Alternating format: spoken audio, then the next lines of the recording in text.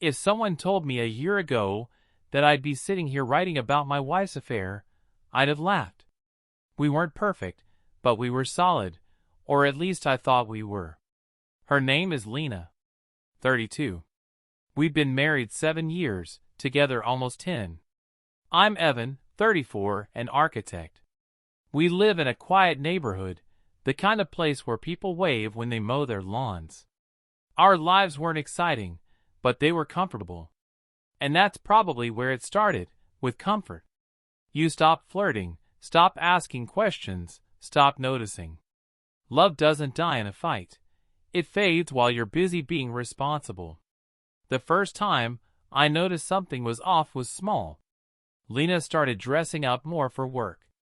She'd always been casual, jeans, soft sweaters, ponytail.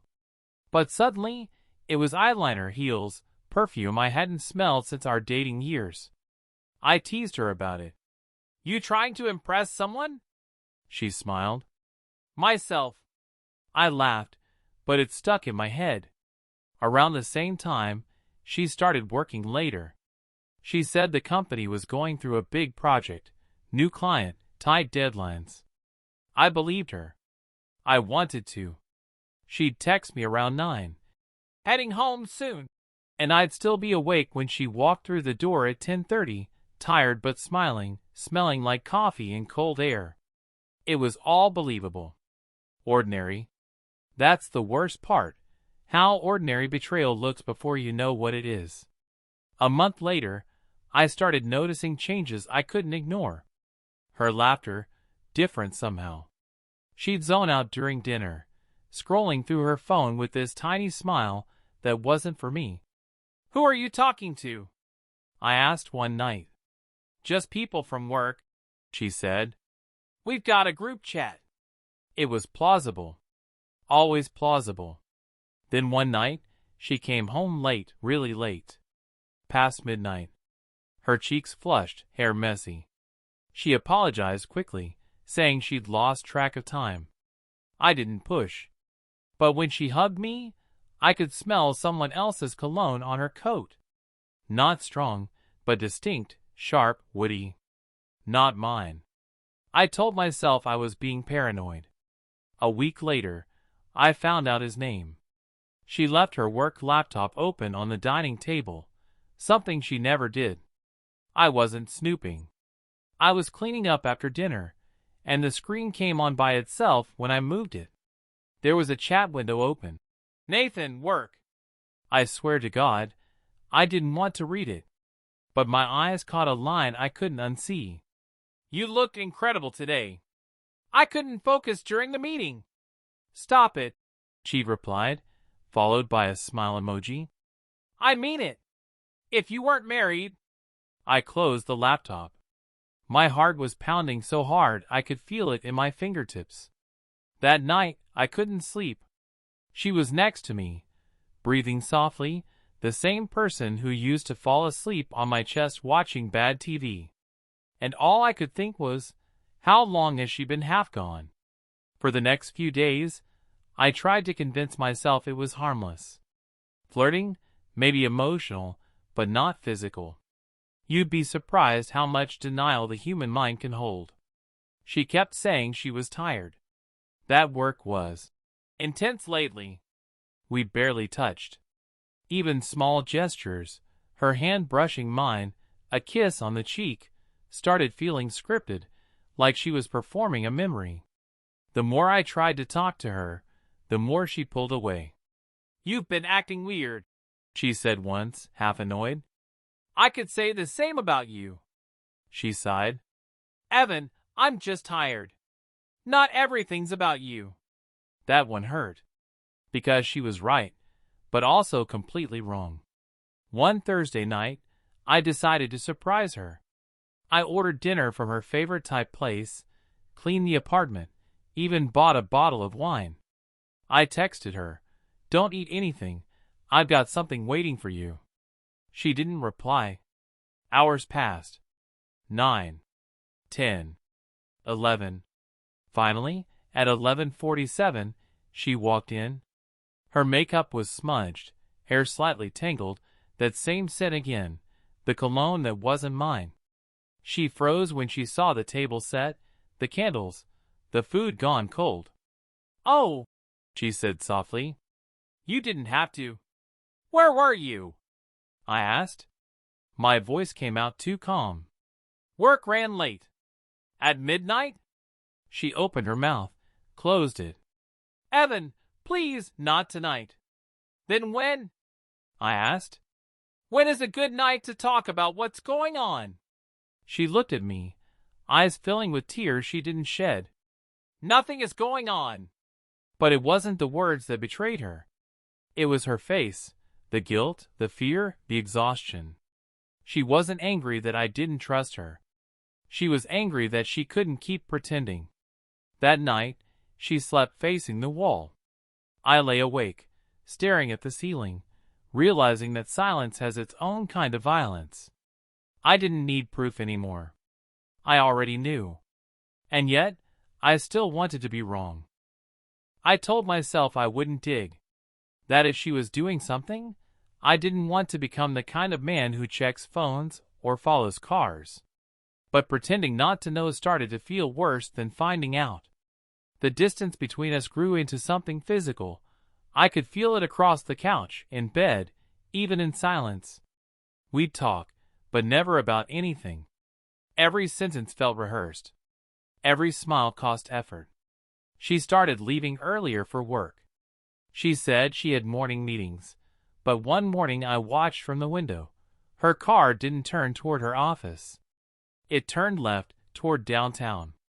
I stood there with my coffee cooling in my hand, heart hammering, and told myself, maybe she's just grabbing breakfast. Denial. It's like a drug. The next day, I decided I needed to know. Not because I wanted revenge or some dramatic confrontation. I just couldn't live in this half-life anymore, loving a ghost, waiting for the truth to crash into me. So that Friday, when she said she was going to stay late, again, I followed her. I waited a few minutes after she left, then got in my car. My palms were sweating. I remember thinking how stupid it was. Grown man tailing his wife through rush hour traffic, heart pounding like a teenager. She didn't go to her office. She drove to a part of the city near the river, restaurants, coffee shops, art spaces. She parked outside a small hotel.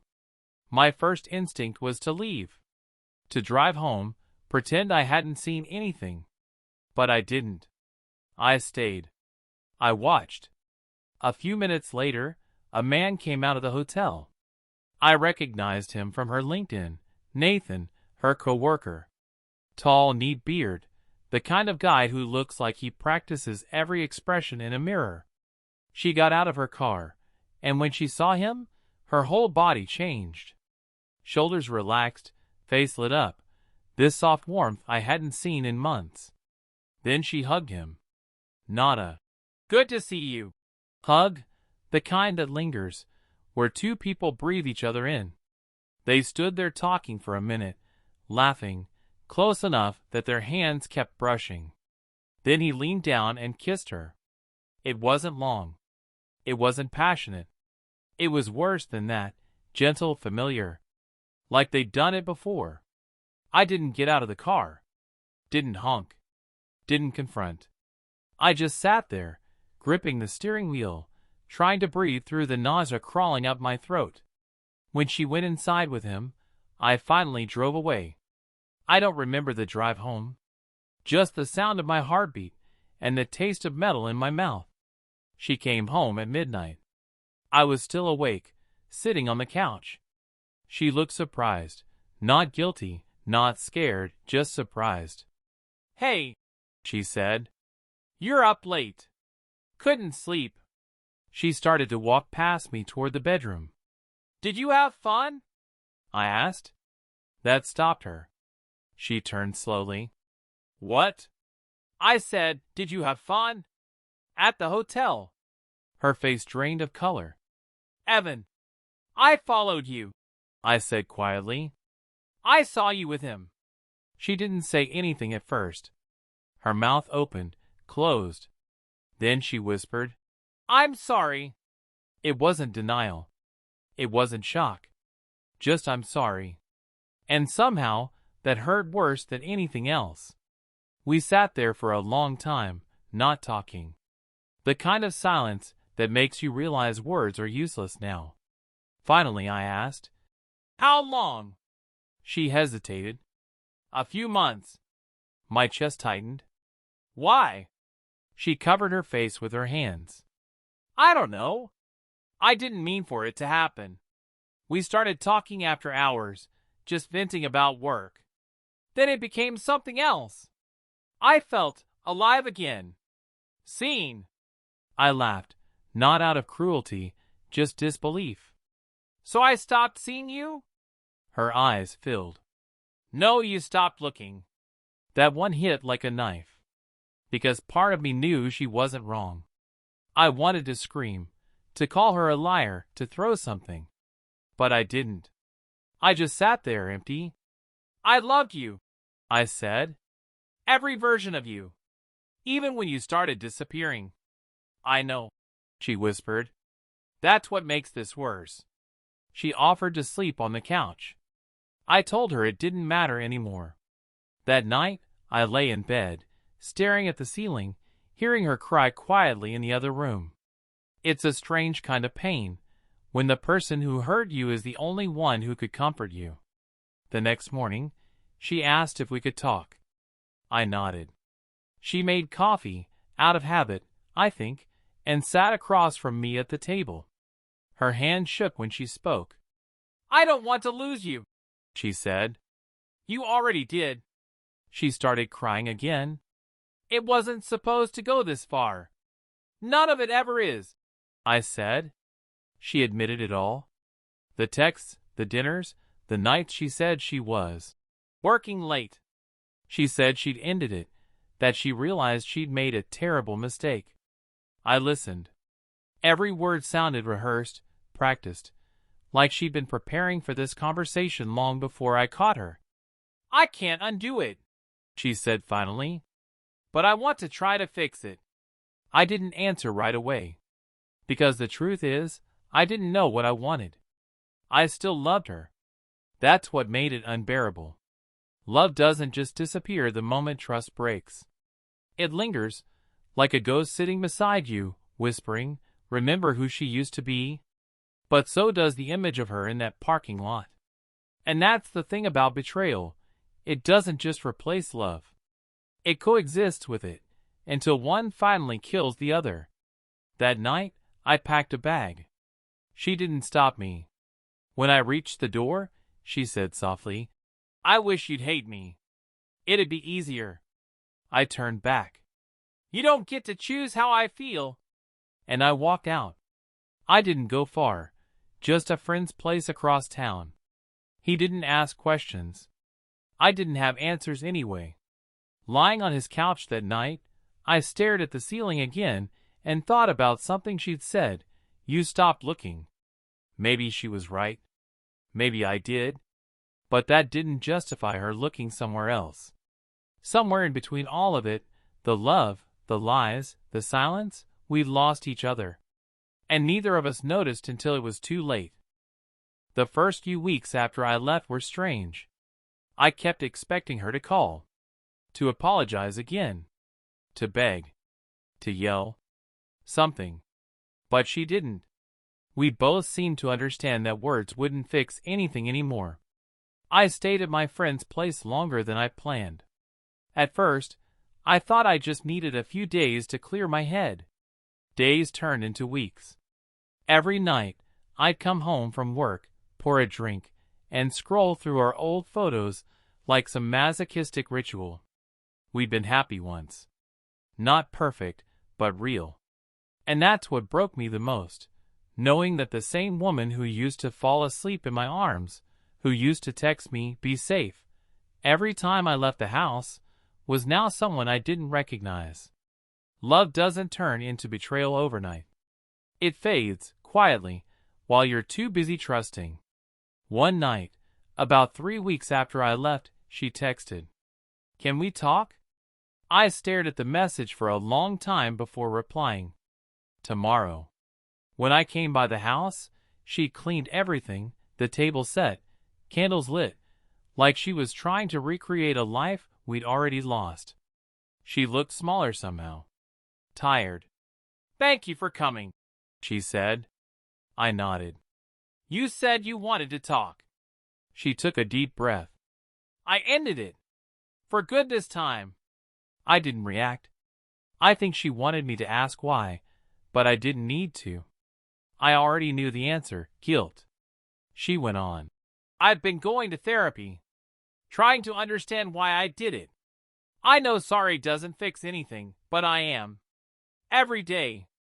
I said nothing. She started crying quietly. "I miss you, Evan." I looked at her, really looked, and felt something shift. Not forgiveness, not love, just release. "I believe you," I said. "I think you're sorry. But I also think the people we were, they're gone." She nodded slowly, tears falling. "Do you think we could ever get back there?" I shook my head. "No, because back there doesn't exist anymore." We talked for a while after that, about the little things. Bills. The dog. What to do with the house. It was polite, almost gentle. And that, weirdly, hurt the most. Because the opposite of love isn't hate. It's civility. When I left, she walked me to the door. She said, "You were a good husband." I smiled faintly. "You were a good wife, until you weren't." She winced, but nodded. "Fair." And that was it. No dramatic goodbye. No last kiss. Just the quiet sound of the door closing. Months passed. Life rearranged itself. I found a small apartment across town. Got back into running. Cooked again, badly, but it felt good. People tell you time heals, but it's not time that does it. It's the small routines that remind you the world still exists beyond the person who broke you. I still thought about her. Not with anger, that burned out quickly. It was more like nostalgia for a life that feels like someone else's now. She sent me an email once, around Christmas. "I hope you're okay. I think about you often. I don't expect forgiveness, but I want you to know that loving you is real." I didn't reply. Not because I hated her, but because there was nothing left to say. Some chapters deserve to stay closed, not out of bitterness, but peace. A few months later, I heard she'd left the company. Moved to another city. A mutual friend told me she was doing better. I was glad. I'm in it. Sometimes, late at night, I'd still catch myself thinking about the version of her I met 10 years ago, the one who laughed too loud, who danced barefoot in our kitchen, who believed we could survive anything. Maybe that version of her was real once. And maybe mine was too. But people change. And sometimes, the bravest thing you can do is let them. It's been almost a year now. I still wear my wedding ring, not on my finger, but on a chain around my neck. Not as a symbol of love, but as a reminder that even good people can hurt you, and even broken hearts can heal without closure. I don't hate her. I don't miss her. But sometimes, when the city gets quiet, I still think about the night, the cold candles, the table set for two, the silence that said everything we couldn't. That's the night I stopped waiting for her to come home, and started learning how to come home to myself.